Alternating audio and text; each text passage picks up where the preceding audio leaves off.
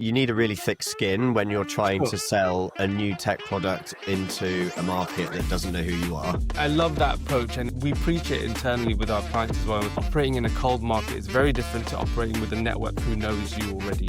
I had really become quite fascinated and fixated and somewhat frustrated with the unintended consequences of success. The way that we listen in businesses during change is like an early warning indicator. You have to be prioritizing the right things to be able to get to the next stage. Selling becomes more fun the more you care. Welcome to the podcast From Cold to Close. My name is Saeed and I'm the founder here at SRC Growth Partner, a growth company that helps professional services firms from around the world increase their revenue and profitability by acquiring new clients. My guest today is Mike Cerillo, co-founder of Sway, a consultancy that works with leaders and teams on resilience and performance during critical growth moments. Using evidence-based expertise in people and organizational dynamics, Mike is an ex-commercial leader turned organizational psychologist, and his team help executives build capacity, minimize disruption, and accelerate value in M&A, transformation, scaling, and change. Mike, welcome to the podcast. Thank you. Nice to see you, Saeed. Yeah, nice to see you too. I'm looking forward to this episode and just this conversation in general, primarily because you've got such a interesting background in your journey to starting your current company, which is Sway.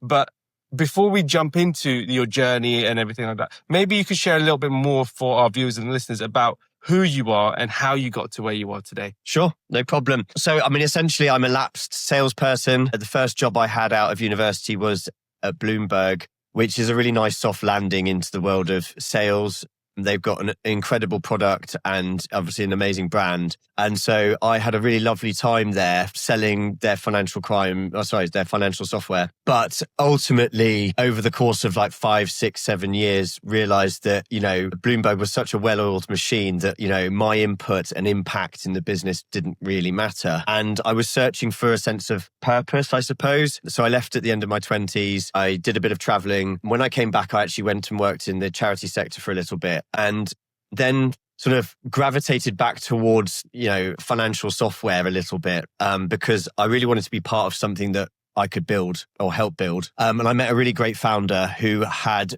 just started building an anti-financial crime product. So I joined a startup that was pre-revenue. I was the first non-developer. The product was a good idea, but at the time when I joined, didn't work at all, really. And, the company had about 6 months to live. And I suppose that was the sort of challenge I was looking for. And essentially, I took the product to market. It was such a different experience to the sort of like safe and somewhat easy world of selling Bloomberg terminals, because essentially there was no brand behind us. There was no sort of reference point. We didn't have a beachhead in the market, and we were actually trying to sell into financial institutions. So it was a tough market to sell into. And really sales in that early stage was about R&D more than anything else. Like we really just wanted to understand if anyone cared about what we'd built and whether there was anyone that would have any sort of appetite to buy it. And if they weren't happy to buy what we had now, it was like, well, what would it need to do in order for you to buy it? And that helped fuel the sort of the tech guys to go out and build something that fitted into a market need. So my journey was really then with Arachnis was I sold the first $1 million of ARR. So we found a way to sell it. We found a way to increase our average order value. I built the first sales team, and then really was part of leadership for 10 years as we grew that business and eventually sold it in 2021.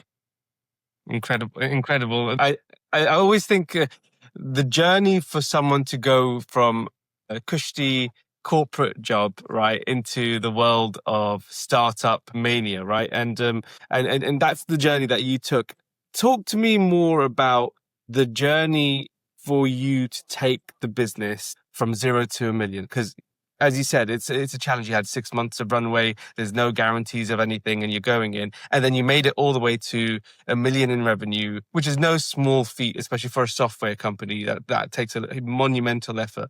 So talk to me about that journey. What does that look like compared to being in that leadership team afterwards and all the way to exit? You exited that journey, didn't you? Yeah. So I think the first thing that springs to mind is you need a really thick skin when you're trying to sell a new tech product into a market that doesn't know who you are. Mm. But often what people in startups will say, or we will find, is that you sort of naturally develop that thick skin because you really care about what you're doing. There is the real sense of drive and purpose that is shared amongst the sort of founding team. And so you have to, kiss a lot of frogs, so to speak, right? You've got to knock on a lot of doors, but you also have to make sure that you're really like aware of what's working and what's not. And you don't lose confidence and that you iterate effectively. I think for us, there were a couple of like really important learnings that I found trying to sell our product in the early stages. The first one was around really understanding what an early adopter is.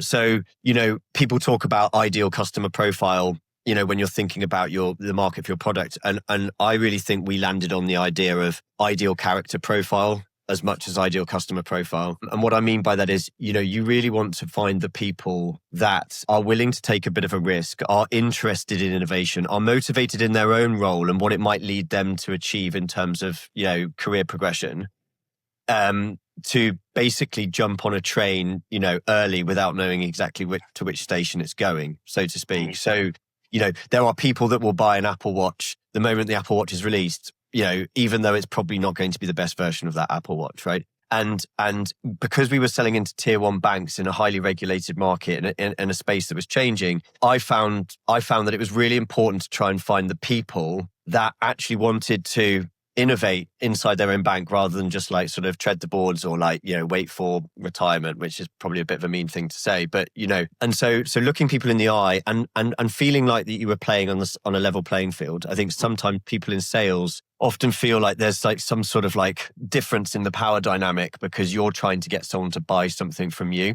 Whereas actually, if you're selling a good product that actually can drive value, and in our case, it was particularly about how much efficiency and essentially cost saving that our technology could drive, as well as risk mitigation, like helping banks avoid fines, making sure that you actually sort of operate from a place of like confidence so that you are essentially looking in the eye and saying, are you the right person to buy my product? As much as they might be looking at you and saying, are you the technology platform that can help me like achieve my goals internally?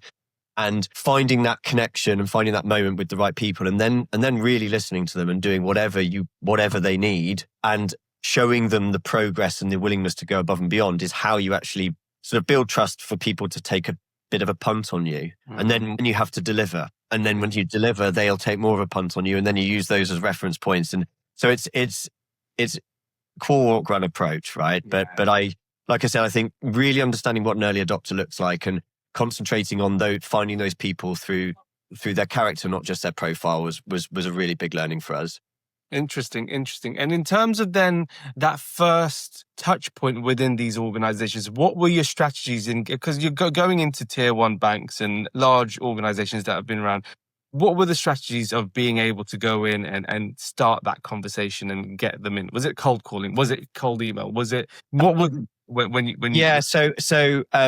Yeah, exactly. I mean, this is some of the tough stuff. It was outreach. It really was. There was no real network for us to draw on from a group of young people that were building a tech product. So it was outreach. And obviously this is pre the days of hyper outreach that's happening now through AI and all sorts of other automation. But it was authentic outreach. And I think it's really important then to understand what that is. So, really taking the time to research someone's profile, to understand who they are, what their motivations are, what they might have been commenting on in LinkedIn, and then to reach out to them with something that felt like a true interest and a true connection, or to like try and sort of like compliment them on something they'd done or and then the most important thing is not to try and sell to them in the first interaction. You with every interaction when you do outreach, whether it's a call, I was phoning people as well. I used to say to my team when I started building a team, you've got about 5 seconds to like register some interest, and that will buy you another 15 seconds, and that will buy you another 30. It doesn't matter how long the call actually is. If you haven't said something in the first 5 seconds that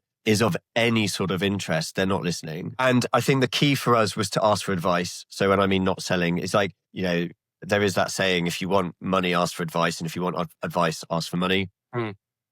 And so we really went out and tried to find people in order to say, look, and speak their language a little. So we knew that their world, which was driven without technology, was basically they didn't have capacity to deal with what they were doing. So banks were getting fined for specific like failures that were due to capacity, essentially. So being able to say, look, we understand there's a capacity problem in your specific area of the banking industry, and we're building technology to solve that.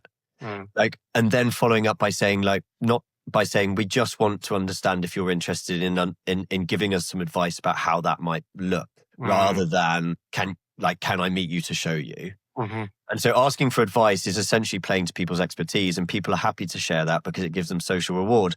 So you just start that way, and you fail more than you succeed, but you get enough. I love that approach, and we preach it internally with our clients as well. And some of the strategies we use, it's when you're doing outreach and when you're going into colder markets, when you have nothing else to go off of and no network and things like that, you need to be able to understand that operating in a cold market is very different to operating with a network who knows you already. And you have to have touch points to be able to build a relationship and build trust in every single point. Whether if it's cold calling, the first 5 seconds versus gives you the right to have the next 15 seconds. Whether it's an email, it's like that first email gives you the right, a response gives you the opportunity to have another response, right? And it goes back and forth that way. So Absolutely. I think it's really interesting. And I mean, I think this was 10 years ago, 12 years ago or something now. So I think even since then, things have changed. Like outreach has a very big trust issue at the moment. Absolutely.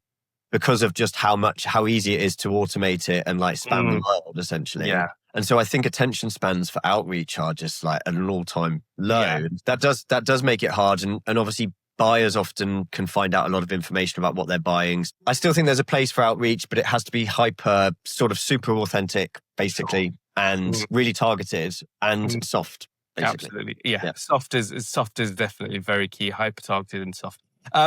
So talk to me about, because obviously you touched on it earlier. You got that first 1 million in revenue and then moved into a zone where you were in part of the leadership team and you went all the way to exit. What were the biggest mistakes made during that phase of growth with investors now behind you in the organization and in the company? Yeah. Well, I think the main one really is, as a group of young leaders, we didn't really know how to grow. It was all very exciting. Like, we had disrupted the market. We were beating some fairly big competitors into fairly big deals. We had a sort of natural, organic sort of identity, very much as a product organization. Our tech was like sort of ahead of the curve to some extent. And then when we raised money and when we sort of had the chance to grow and scale, I think our eyes got very wide and we didn't really know how to do that in a very measured and considered way. That's the sort of headline. What do I mean by that? Well, we failed to... I mean, there's a saying which is letting go to grow.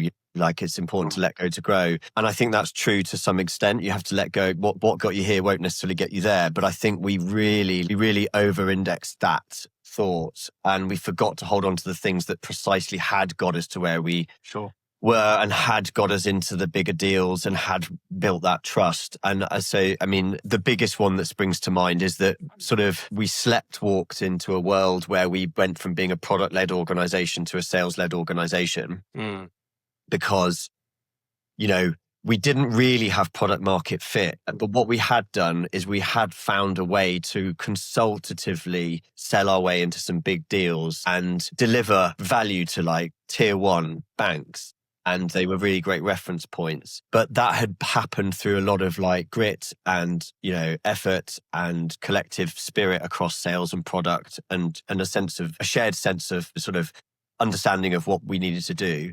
And then what happened is when we raised the money, we sort of hired salespeople. We like sort of built the RevOps function out and we tried to like make the hamster wheel sort of spin faster. But we lost sight of like all of that sort of like careful and considered consultative sales that had got us to where we needed to be. And before we knew it, our product organization felt quite disenfranchised. I mean, the engineering team really, because instead of feeling like they were in charge of the roadmap and the vision and they knew what they were building towards and that people were responding well to what they were doing, we were taking requirements from bigger and bigger customers in bigger and bigger deals and we were throwing them at the product team. And the product team felt very much like they were having things imposed on them and it was distracting them from the thing that they wanted to build. I remember having a conversation with someone after work one day, one of the engineers, and he said something like, what was so great about Arachnis a few years ago was that we were building St. Paul's Cathedral.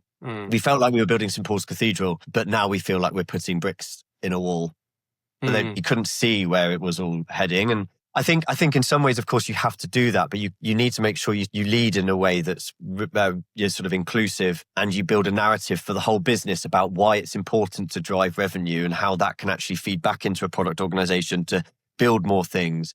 And we were just a group of young leaders that didn't really understand some of those things around growth. And so we got stuck in some really big deals that where the delivery cycle became quite long. And so we lost a bit of our culture. We lost a bit of our identity. We lost the ability to sort of be as agile as it was needed to keep ahead of the curve in terms of product innovation. And it was really informative, obviously. So the first 5 years, in fact, often people feel is harder, but that just felt very nice and, sort of easy to understand.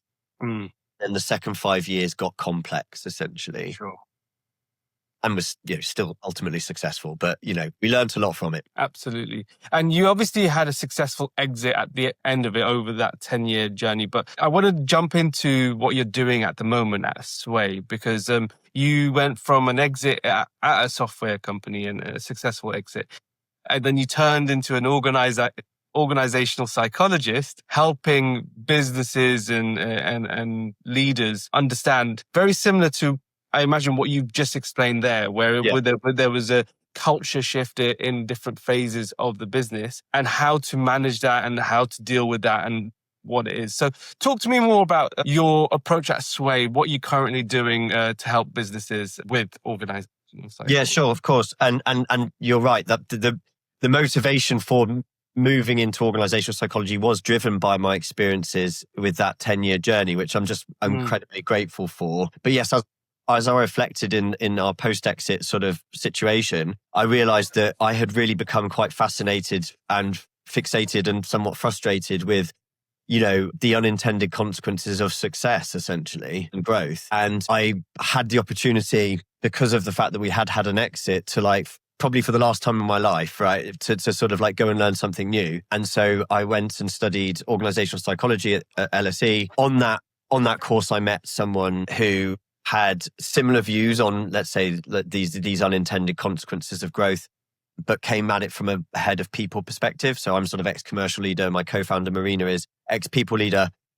And, we decided that it would be really great to start a business where we could be a support function or a partner for organizations that are going through those critical moments of growth, whether it's transformation, scaling, or sort of an inorganic exit moment or merger, to help sort of think the path, to build capacity, to minimize disruption and get back on the growth path fast. I think generally, I think that this idea that there will be turbulence during growth, particularly when there's capital injection, that has been normalized. But there are many ways that you can build leadership capability, and also buy-in and commitment from the organization and the workforce all the way through, in order to make sure that is much more sort of smooth than. How would you do that then?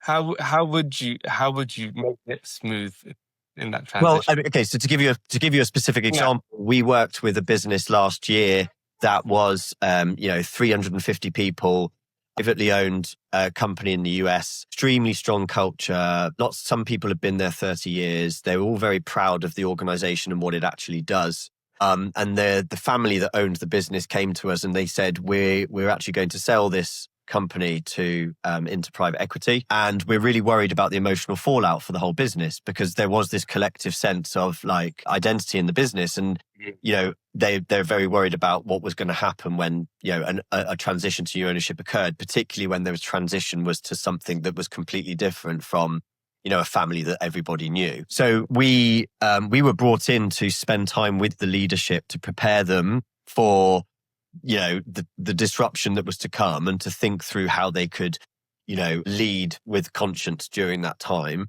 But also we managed the communication strategy. So we came up with something that was much more inclusive than a typical communication strategy that happens during an M&A deal. as the risk of deal disruption went down, we actually encouraged them to bring more and more sort of levels of the business into the equation, I suppose, essentially into the sort of the circle of knowledge that something was happening, so that there would be a natural and organic sort of downstream sense of inclusion about what was happening and their investment in it. And then what we've done since then is we've done some training into middle management. So middle management is often overlooked in M&A scenarios but it's actually where a lot of the narrative storytelling and buy-in commitment through the workforce can happen. And we've also done an employee listening program to make sure that we understand how people are feeling in real time. So we call it sort of readiness, resilience, and rapid execution. It's really just co-creation of a very considered sort of set of leadership initiatives during these moments of growth that typically get an excellent response from the workforce downstream, rather than fissures at a time of heightened sensitivity and uncertainty. It's interesting you mentioned that, because I think, especially at the larger organizations, trying to get a feel of what the culture or what the employees are, how engaged the employees are in any kind of situation is really important. But I feel like, especially nowadays, I remember when I was in a bit large corporate when I started, it felt like it was a tick box exercise, right? They'd send out a 5-question survey. You go, oh, are you happy with this? Blah, blah, blah. And it'll go in. Talk to me about more about employee engagement surveys. And I know that you've developed something at Sway under the name of an organizational health index. Talk to me more about that and how that is different to what we see now in the market. Yeah, so we have a sort of a fairly pithy view on them, I suppose. I think you hit the nail on the head. Engagement surveys are, I think, $1.8 billion industry at the moment, set to be $3 billion industry in the next 10 years. They are highly normalized as a thing to do, but it's very hard to understand whether they're actually giving you authentic data for the reasons you said. People don't quite understand the intention of an engagement survey, the purpose of it.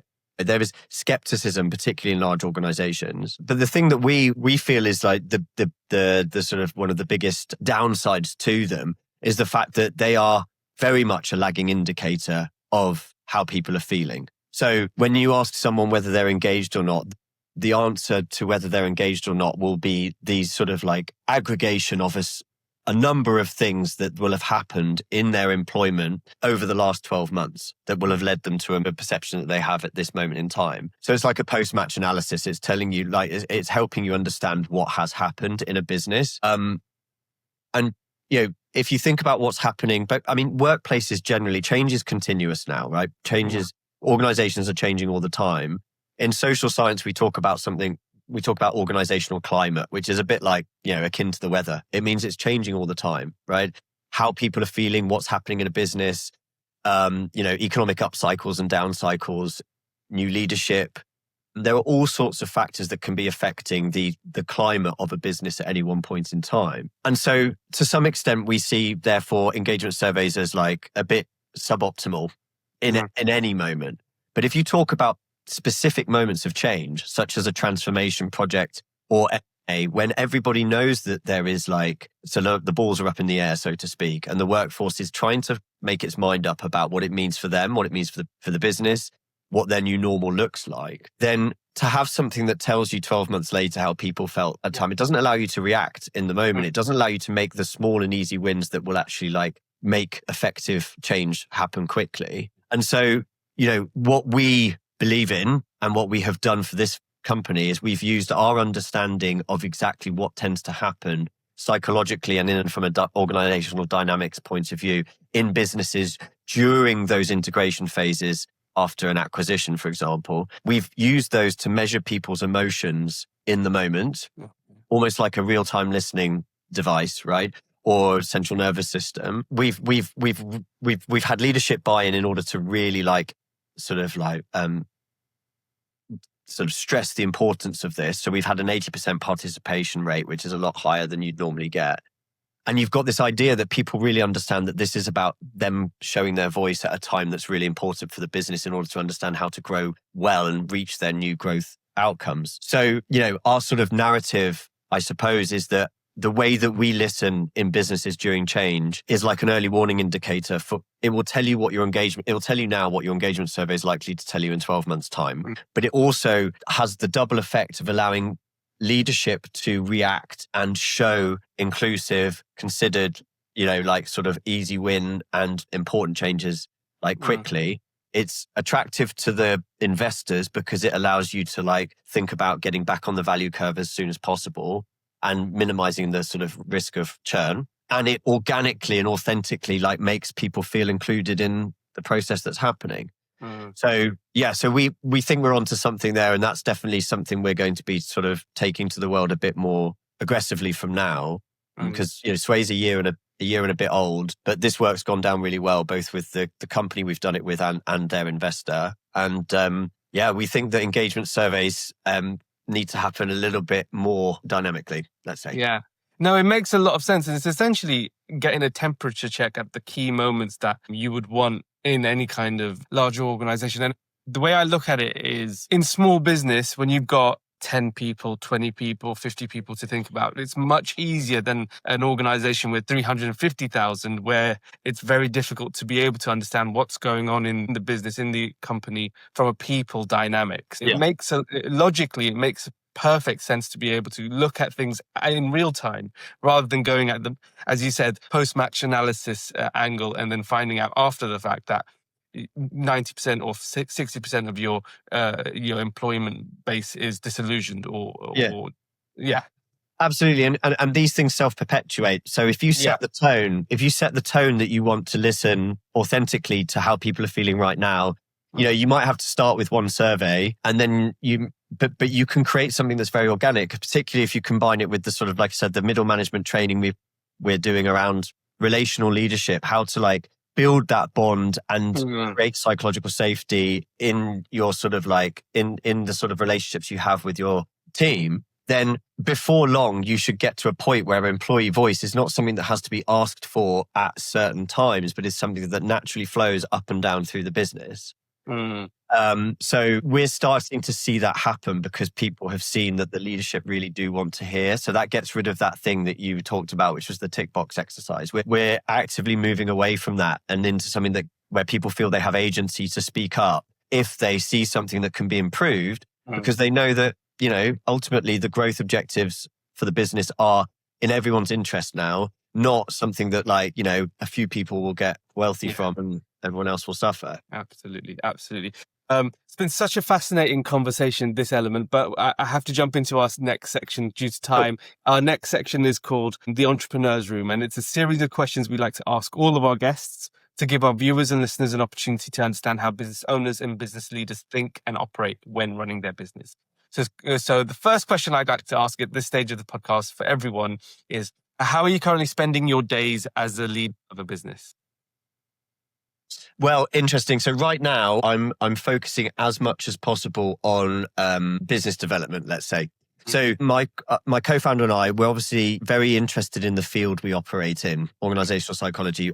But my background's commercial and hers is as sort of on the people side. In the first year of our existence, we did everything together. We were trying to sell things together, and then we sell something, and then we were really interested in delivering it together, whether it was a transformation kickoff or like some mixed methods research, whatever we were doing, because of course it was part of our growth curve in terms of like expertise in order to like do the work that we'd set out to do in what is technically a new domain for both of us. But what we found is like that just didn't build a predictable pipeline, because what we were doing is we would like, essentially, to use the metaphor, kill something, eat what we kill, and then realize we're hungry again. So actually, as of 3 months ago, and it's funny how it takes a year to come to this sort of conclusion sometimes, we realized that like we need to separate out, and I need to actually just be like selling more and creating the assets to help sell more, so that we can scale into the sort of consultancy we want to be. So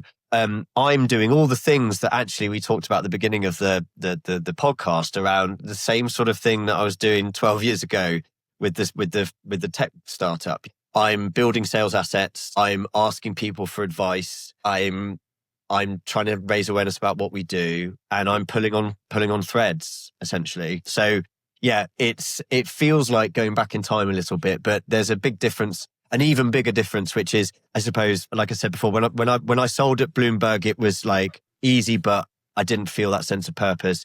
When I sold at Arachnus in the tech startup, I felt a really strong sense of purpose with the founders, and now I've got an even stronger one because it's my business. Selling becomes more fun the more you care. 100%. And I think there's a statistic that founders are 5 times more likely to sell, 5 times more likely to close more deals than anyone else in any organization, because it's your baby, it's your organization. It's really what your bread and butter, and it's everything you know. So it's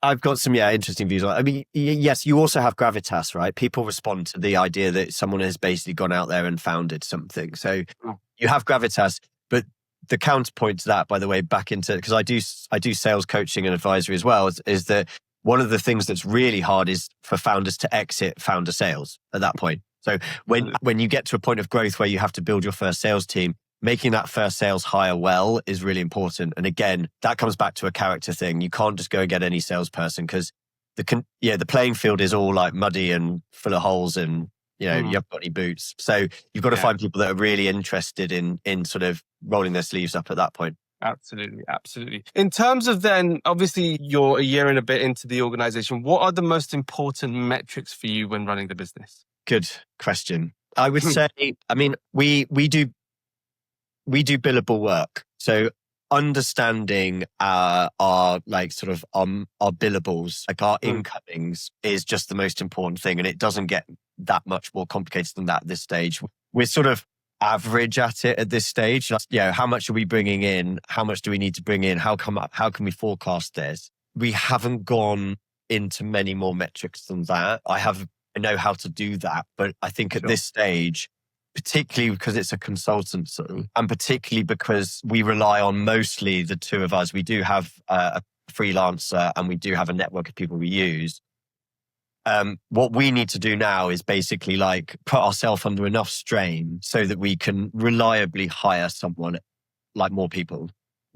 It's as simple as that. So for at any one given moment, it's like, how much billable do we have to do? How many hours do we have to do? What's that going to pay us?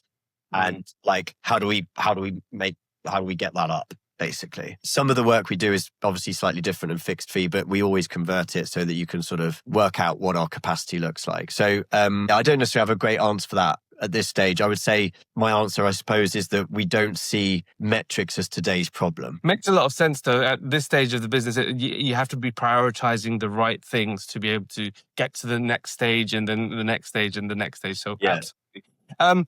So in terms of then growing the business, what are you currently doing to grow the business? What kind of business development activities are you currently doing to grow the consultancy? So I think for the first time right now, I feel my gut is telling me that we're onto something with this real-time listening idea. I think it's a very interesting time in the private equity world. There's a lot of, continuation funds happening, which means essentially people can't get out of their positions. They're realizing that investing in leadership and workforce is going to be really important to drive enterprise value. And so I feel like there's a level of sort of sophistication and precision that we can take to market now that could help us build something scalable. I think in our first year, we were sort of trying to be anything to anyone. And now we're trying to be something very specific to a specific market. So the business development in that realm is to get the messaging right, the product positioning right,